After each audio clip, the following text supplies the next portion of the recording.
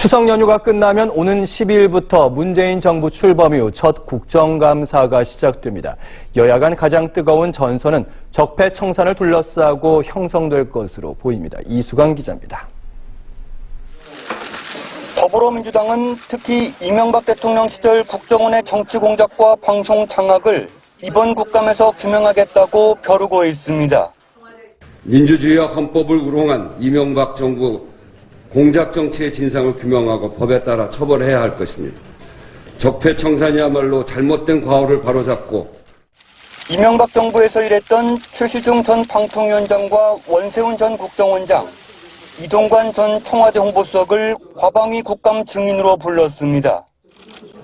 반면 자유한국당은 현 정부의 적폐청산은 정치 보복이라며 노무현 문재인 대통령 관련 의혹으로 맞불을 놓고 있습니다.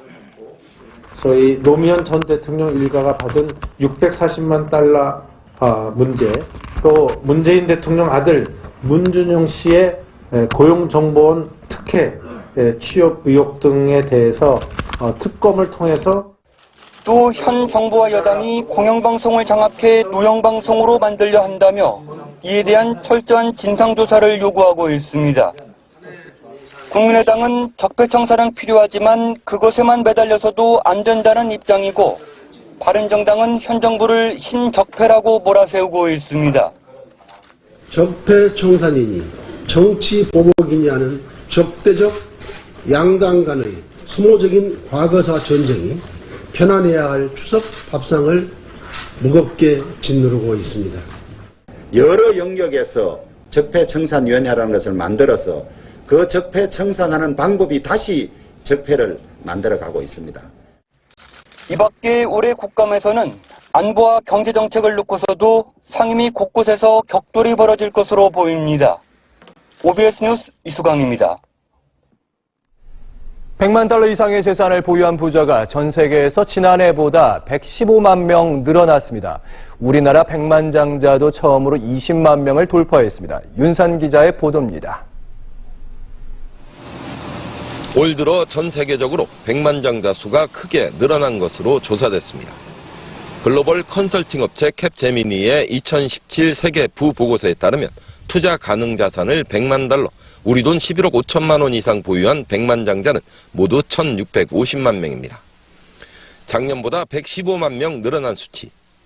이들이 보유한 자산은 63조 5천억 달러로 8.2% 늘면서 2015년까지 5년간 평균 증가율 6.5%를 크게 웃돌았습니다. 이런 추세라면 전 세계 부유층의 보유 자산은 2025년 100조 달러를 넘어설 것으로 보입니다. 작년 백만장자의 자산이 늘어난 데는 투자 수익률이 24.3%에 달하는 등 금융자산이 많이 증가했기 때문으로 풀이됩니다.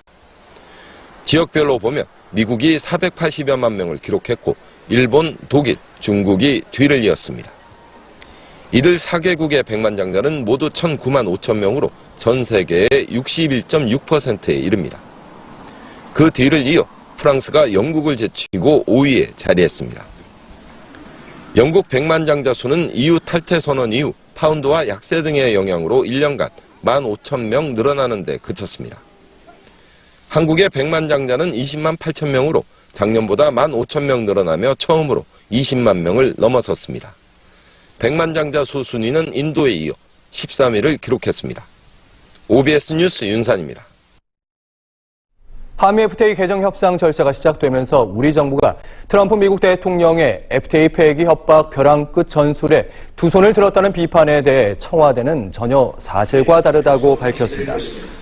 박수현 대변인은 양국 간 FTA 개정 절차 추진에 합의한 수준이며 현 단계가 개정 협상이 시작된 것이 아님을 분명히 말씀드린다고 강조했습니다. 이후 향후 개정 협상이 시작될 경우 관련 부처와 이해 관계자 등의 의견을 광범위하게 수렴해 우리 측 관심 이슈를 도출해낼 예정이라고 덧붙였습니다. 우리나라에서 직원 없이 홀로 영업하는 나홀로 사장님의 수가 세계 주요국 가운데 네 번째로 많은 것으로 집계됐습니다. 경제협력개발기구 OECD의 보고서에 따르면 한국의 1인 자영업자 수는 398만 2천 명으로 OECD 회원국을 비롯한 주요 38개국 가운데 네 번째로 많았습니다. 1인 자영업자가 가장 많은 국가는 미국으로 982만 4천 명을 기록했고 그 뒤를 멕시코, 터키가 이었습니다. 지난달 전국의 주택 중위가격이 3년 4개월 만에 처음으로 하락했습니다. KB국민은행의 9월 월간 주택가격 동향을 보면 지난달 전국의 주택 중위가격은 2억 9,458만 원으로 전월 대비 196만 원 떨어졌습니다. 주택 중위가격은 매매가격을 순서대로 나열했을 때 중앙에 위치하는 가격으로 주택 중위가격이 하락한 것은 2014년 5월 전월 대비 13만 원 하락한 이후 3년 4개월 만에 처음입니다. 관광객들로 붐비는 영국 런던 중심가에서 승용차가 행인들에게 돌진해 11명이 다쳤습니다. 영국 언론은 현지 시간 오후 2시 20분쯤 런던 사우스 켄싱턴 지구의 자연사 박물관 옆 도로에서 승용차가 갑자기 보행로로 돌진해 길을 걷던 사람들을 들이받았다고 보도했습니다. 경찰은 현장에서 남성 운전자를 체포해 고의적 범행인지 조사한 결과 테러가 아닌 단순한 교통사고라고 밝혔습니다. 중국의 국경절 연휴 기간 철도 이용객 수가 1억 명을 넘어섰습니다. 중국 철도 총공사는 지난달 28일부터 지난 7일까지 열흘 동안의 황금 연휴 기간 철도 이용객은 1억 1,800여만 명으로 지난해 같은 기간보다 8% 증가했다고 밝혔습니다.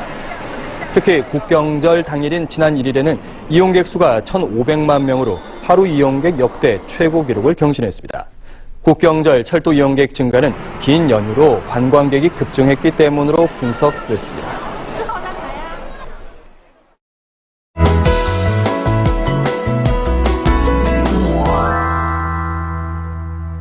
네, 연휴 막바지에 접어들면서 귀경길 차량이 늘어나고 있습니다. 오늘 밤부터 다시 안개가 짙어지면서 시야 확보에 어려움이 따를 수 있습니다.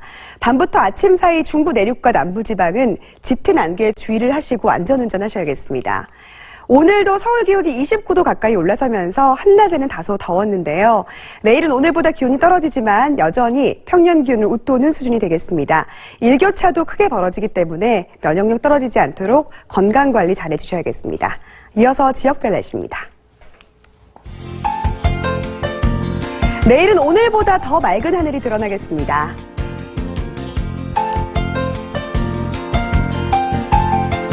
미세먼지 농도 보통 단계로 대기질 무난하겠습니다. 경기 동부 지역의 낮 기온 25도 안팎으로 오늘만큼이나 후덥지근하겠습니다. 경기 남부 지역 26도 선까지 오르겠고요. 일교차 크게 벌어지겠습니다. 강원 중북부 지역에는 종일 구름이 가득하겠습니다. 남부지방은 광주가 28도까지 올라서 늦더위가 기승을 부리겠습니다. 오늘과 내일 서해와 남해상에서는 짙은 안개가 예상됩니다. 배편 이용하시는 분들은 참고를 하셔야겠습니다. 네, 이번 연휴가 끝나고 화요일과 수요일 사이 중부지방에 비가 내리겠습니다. 날씨였습니다. 이상으로 일요일 뉴스엠을 마칩니다. 시청해주신 여러분 고맙습니다.